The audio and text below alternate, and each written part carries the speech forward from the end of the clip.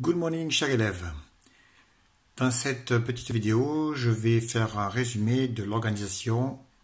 du territoire français, sachant qu'il faut avoir vu au préalable, depuis le début de l'année, les aires urbaines, les espaces productifs et enfin les espaces de faible densité en France métropolitaine et dans les DROM-COM. Donc si vous avez bien en tête tous les éléments étudiés depuis le début de l'année, vous pouvez facilement comprendre comment est organisé le territoire français. Ce territoire est structuré par sa capitale, Paris, plus grande métropole de France, la plus peuplée, c'est qui concentre le plus d'emplois et d'activités, de population évidemment. Et puis les autres métropoles, donc en périphérie, si on peut dire, de la France,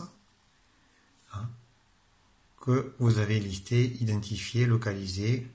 au cours de l'année. Dans cette France, justement, un espace domine tous les autres,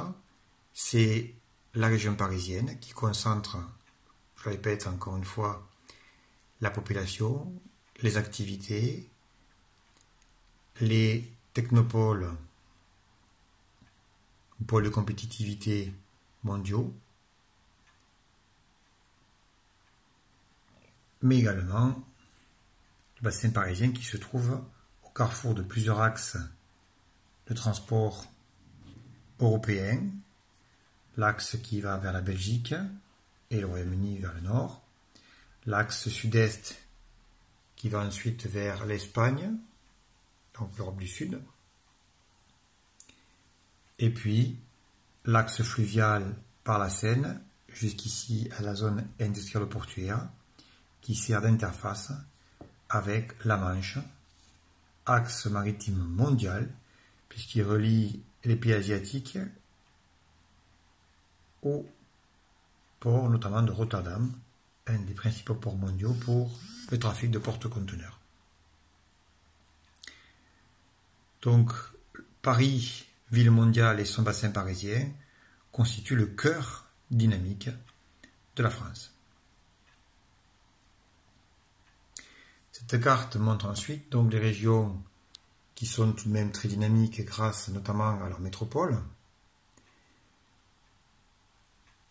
Une zone en orange qui va à peu près ici, donc de l'ouest parisien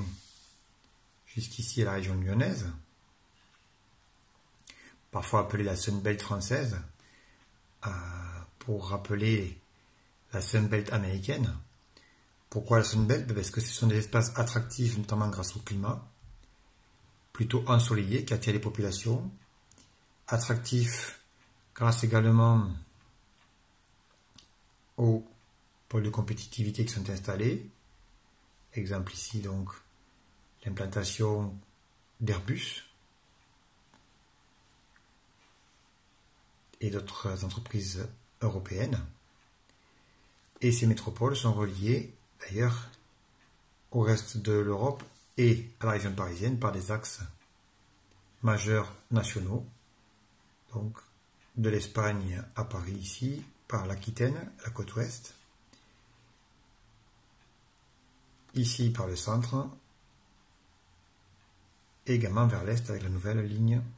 TGV vers Strasbourg, qui poursuit ensuite vers l'Europe. Donc chacune de ces grandes métropoles concentre population, activité et dynamique, et elles attirent beaucoup de monde, en particulier Montpellier, qui par sa situation en plus en bord de mer, attire énormément de touristes, ce qui constitue une activité intéressante et qui apporte des capitaux. D'ailleurs, vous remarquerez que la plupart de ces régions en orange sont en bord de mer et ont des littoraux, ici en bleu matérialisés, aménagés pour le tourisme, avec les stations balnéaires qui accueillent les touristes français, mais également du monde entier. Certes, moins que Paris, la capitale visitée pour ses monuments touristiques, ses monuments historiques, pardon, mais tout de même attire des milliers de touristes chaque année.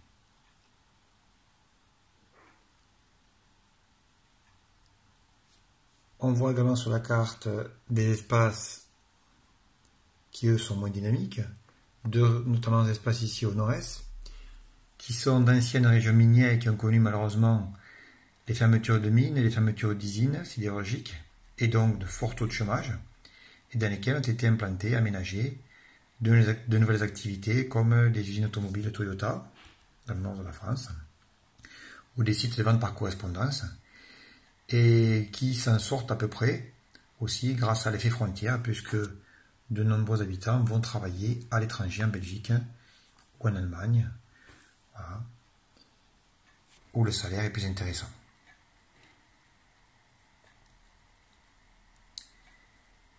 Vient ensuite ici la fameuse diagonale du vide, région la moins peuplée du territoire métropolitain, où la principale activité est l'activité agricole et d'élevage, notamment dans le Massif central ici, dont peu de dynamisme parce qu'il y a peu d'industrie.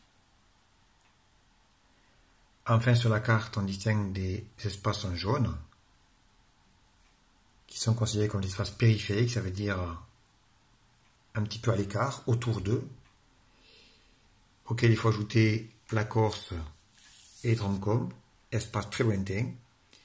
qui sont moins dynamiques. Alors, certes, ils attirent des touristes, notamment grâce à leur plage paradisiaque, la Corse aussi grâce à son littoral, et les Pyrénées grâce à ses stations de ski. Mais ces régions-là connaissent une certaine désertification rurale, et donc face à ces inégales dynamiques à l'intérieur du territoire, eh bien nous verrons dans une autre capsule vidéo que l'État et les collectivités territoriales sont obligés de financer des aménagements pour essayer de compenser ces inégalités.